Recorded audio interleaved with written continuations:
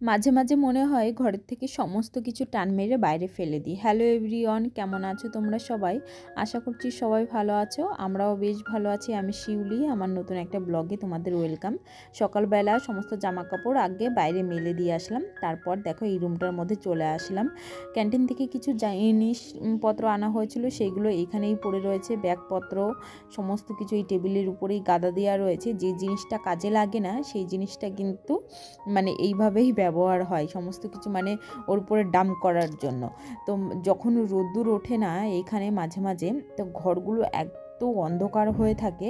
তারপরে এই যে জামা কাপড় রোজ রোজ এত মোটা মোটা জামা কাপড় ধোয়া টোয়া হয়, মানে বিরক্ত ধরে যায়।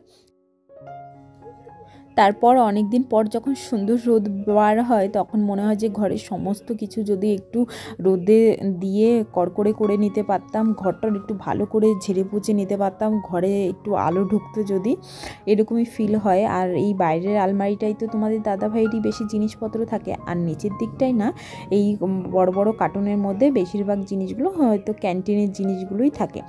তা অনেক দিন এই জায়গাটা পরিষ্কার করা হয় না, সমস্ত কিছু ওই গাদামারাই ছিল। এটা ভালো করে বার করে সেখানে জিনিসপত্রগুলো ঠিকঠাক করে গুছিয়ে রাখলাম। আর যেই সব জিনিসপত্রগুলো ব্যবহার হবে না পুরো এক ব্যাগ সেগুলো বাইরে বার করলাম। এরকম যে খুঁজলে কত কিছুই পাওয়া যায়, মানে যতবার পরিষ্কার করতে যাব ততবারই কিন্তু এরকমই পাওয়া যাবে। আর এই যে এই জায়গাটা পুরো জামা কাপড় স্তূপ হয়ে থাকে, যতবারই গোছাবো ততবারই এরকমই হয়ে থাকবে। মানে যেই জিনিসটা দরকার হয় সামনে থেকে ফট করে টেনে নেয়, তারপরে সেই জিনিসটাকে আর সেইখানে রাখে না। চলো ঠিক আছে, এখন এই জায়গাটা ঠিকঠাক করে পরিষ্কার করে নিচ্ছে। আর উপরের দিকটায় কিছু ওই তেল, পারফিউম, রুম স্প্রে, তারপর হচ্ছে যেই সব ড্রেসগুলো ইউজ হচ্ছে না সমস্ত কিছু সেখানেই রয়েছে। আর এই দিকটা ঝটপট করে পরিষ্কার করে নিয়ে তারপরে এই যে বেডে চলে আসলাম। বিছানাটা তোলারও সময় পাইনি, ভাবছি যে এই তোষকটাকে নামাবো, মানে একভাবে পাতা থাকতে থাকতে না পুরো মানে চিমটে ধরে গেছে। এইদিকে কিছু জামা কাপড় ছিল, সেগুলো সোনার জামা কাপড় ওর ঝুড়ির মধ্যে রেখে দিচ্ছি। আর তোষকটা এখন উল্টে পেতে দেব।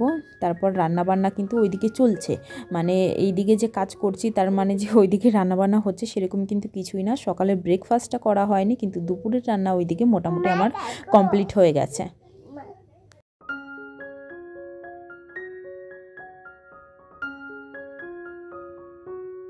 বিছানার চাদরটা কিন্তু কদিন আগেই পেতেছিলাম, ওই 3-4 দিন হয়েছে। তারপরে এইদিকে সমস্ত কিছু পরিষ্কার করছি বলে ভাবলাম যে না, নতুন একটা ধোয়া বিছানার চাদর পেতে দিই, আবারও আমার ধুতে হবে, কোনো ব্যাপার না, আমি এই জন্যই রয়েছি। মানে এটাই আমার কাজ, মানে করতে করতে মানে বলতে পারো নেশা হয়ে গেছে। যতই কষ্ট হোক মানে মেশিনের মতন চলতেই থাকি। শুধু আমি বলে না, সমস্ত মানে হাউস ওয়াইফদের এই কাজ। ওইদিকে দেখলে তো দুটো রুম মোটামুটি গোছানো হয়ে গেছে, আর এই দিকের রুমটার এই অবস্থা। এই যে সাইকেলটাকে ওইখান থেকে টেনে বার করেছে, সোফার সমস্ত বালিশগুলোকে সব দলা মোচড়া করেছে, মানে যেই রুমটার মধ্যে বলবো যা এখন এইখানে না ওইখানে গিয়ে বয়, সেইটার অবস্থা এরকমই হবে। তা আজকে কিন্তু আমি রান্না করছি কাঁচকলা দিয়ে মাছের ঝোল, আর একদম পালং শাক দিয়ে মাথা দিয়ে ঘ্যাট রান্না করছি বড়ি দিয়ে। মা বড়ি পাঠিয়ে দিয়েছিল, সেটাই মানে আসার সময় মা বানিয়েছিল, আসার সময় নিয়ে এসেছিলাম এই আর কি। আর কাঁচকলা 4টেই কাঁচকলা পেয়েছিল, কাঁচকলা নিয়ে এসছে। বাইরে গেছিলো বলে পেলো, নাহলে আর পেতো না। তা কাঁচকলা 4টে নাকি 40 টাকা নিয়েছে, একটা তো একদমই ছোটো, আর 3টে একটু বড় বড় ছিল এই আর কি। আর এইদিকে আমার দুপুরে রান্না বান্না হয়ে গেছে, বাসন মাজছি, বাসন টাসন মেজে নিয়ে সোনাইকে স্নান করাবো এখন। স্নান করিয়ে দেবো, কারণ কি বেলা হয়ে গেছে অনেকটাই, ওই 11টা 11:30 মতন বেজে গেছে। আর আমার কিন্তু সকালের ব্রেকফাস্টটা এখনও হয়নি, মানে এদিকে কাজ করতে করতে তারপরে আর ইচ্ছাও করে না যে সকালের খাবারটা বানাবো, কারণ কি বানাতে গেলেই আবার ওইদিকে মানে টাইম চলে যাবে। তাই ভাবলাম যে আজকে এই জিনিসগুলো যেহেতু পরিষ্কার করছি, এইগুলো আগে ঝটপট করে নিই, তারপরে সমস্ত কিছু করব। তাই এইদিকে আবার ওকে স্নান করাতে গিয়ে মানে বিপদ হয়ে গেছে। আমি ওই জন্যই আমি আর ও একসঙ্গেই স্নান করতে চাই। ওকে স্নান করাতে গিয়ে ওই এত তাড়াহুড়ো করে, তার মধ্যে আমি ভিজে গেল জামা কাপড়গুলো, আমিও স্নান করে নিলাম যেহেতু গরম জল ছিল সেই কারণে। তারপরে দেখো, তারপরে এই সমস্ত কাজগুলো আমার করতে হচ্ছে। এই যে ঘরটার ঝাড় দেওয়া আর ঘর মোছা এগুলো বাকি ছিল, তা ভাবলাম যে ঠিক আছে এগুলো ঝটপট করে এখন করে নিই।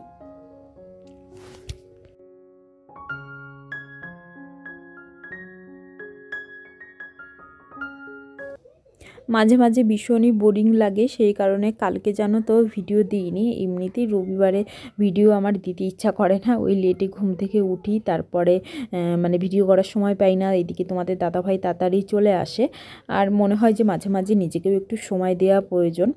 তা কালকে জানো তো ভিডিও মানে এডিট করা ছিল না, যেহেতু ভিডিও করিনি, তো এত অস্থির লাগছিল, কারণ প্রতিদিন আমি ওই দুপুরের দিকে ভিডিও টিডিও করে তখন এডিট করি, তো মনে হচ্ছে কিছু একটা মিসিং হয়ে গেছে, মানে এটাও আমার এখন একটা পার্ট হয়ে গেছে শরীরের, এরকমই মনে হয়, কারণ করতে করতে একটা নেশা হয়ে গেছে।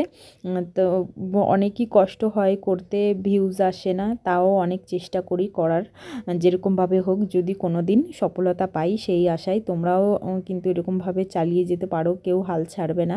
দেখো এখন আমার সময় হয়েছে ব্রেকফাস্ট করার, আর এখন ব্রেকফাস্টে আমি একটু চা আর ব্রেড খেয়ে নিচ্ছি।